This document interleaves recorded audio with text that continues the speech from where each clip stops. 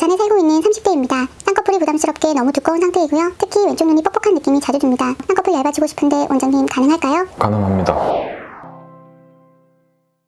안녕하세요.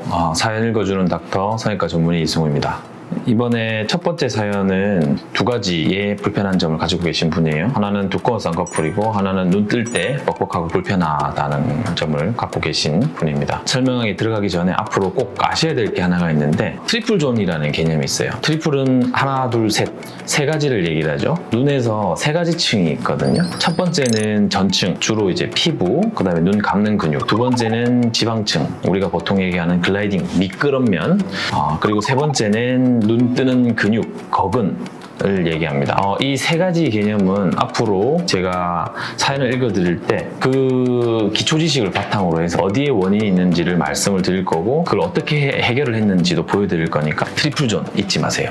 우선 이 환자분 사진을 보시면 어떤 생각이 먼저 드세요? 1번, 쌍꺼풀이 너무 크다. 두 번째로, 짝짝이네. 세 번째로, 약간 졸려 보인다. 이렇게 세 가지 정도가 될 것 같아요. 두껍고 큰 쌍꺼풀의 경우에는 크기는 두 가지 방법이 있어요. 쌍꺼풀을 줄이는 방법에는 피부 여유분이 있으면 피부 여유분을 이용을 해서 쌍꺼풀을 줄일 수가 있을 거고, 이분처럼 그 피부 여유분이 없다면 우리들 흔히들 얘기하는 이제 두 줄 따기 방법을 이용을 해서 쌍꺼풀을 좀 줄여줄 수가 있습니다. 근데 이분 같은 경우는 왼쪽, 오른쪽 눈 뜨는 힘 자체의 차이도 있기 때문에 우리가 흔히들 얘기하는 이제 눈매 교정이라고 그러죠. 그래서 이분은 눈매 교정 수술도 조금 필요한 케이스예요. 그리고 수술 중에 저희가 확인을 해야 되겠지만 글라이딩 플랜, 눈을 뜰 때 부드럽게 눈이 떠질 수 있도록 하는, 즉 근육의 움직임을 방해하지 않는 그런 요소가 있는지 없는지를 수술 중에 확인을 해서 글라이딩 플랜을 예쁘게 잘 만들어주는 것도 주요한 수술의 성공 포인트라고 할 수가 있겠습니다.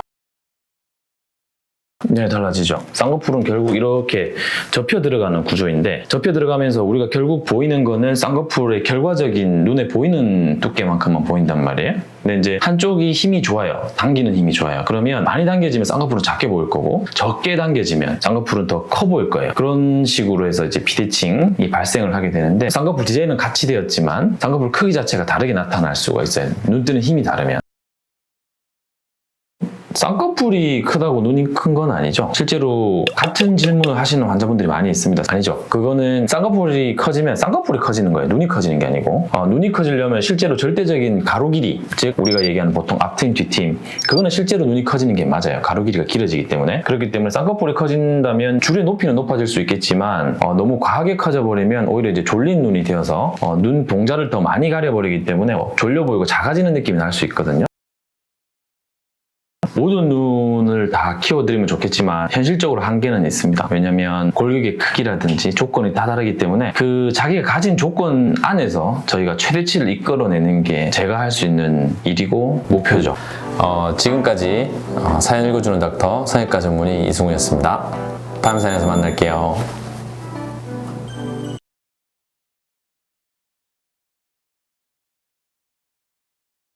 1년 이상 지났는데 붓기가 계속하고 있다. 그거는 좀 재고를 해봐야 될 것 같아요. 너무 길어요, 그거는. 제 개인적인 기준으로는 진짜 길게 가면